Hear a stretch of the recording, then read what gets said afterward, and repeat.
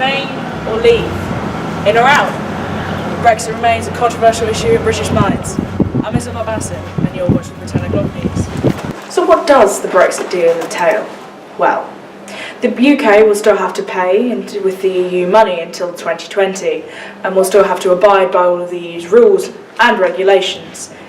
But it will still be able to trade with the EU, and the pound has gone up significantly, which contrasts the drop the pound initially experienced when Brexit first came in. Leaving EU would cause energy bills to rise by £500 million. The EU is Britain's largest trading partner, occupying 45% of the UK exports and 50% of its imports. I think Brexit is a bad idea for the UK because it's created more problems than it's solved. Like, for immigrants, it will be harder for people to move in European countries. I think Brexit is bad for the UK because they told us that if we left, then the money that we put into the EU would go into NHS, but it's not going to. Well, I think Brexit is a bad idea because I came here 2 years ago legally, and I think just because they want to leave the EU doesn't mean you get kicked out.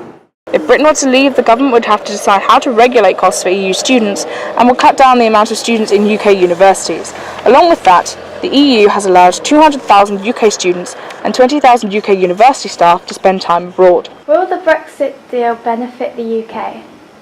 I really can't see that it would benefit the UK in any way whatsoever. There seem to be no positives as far as I can see because they've made it time sensitive.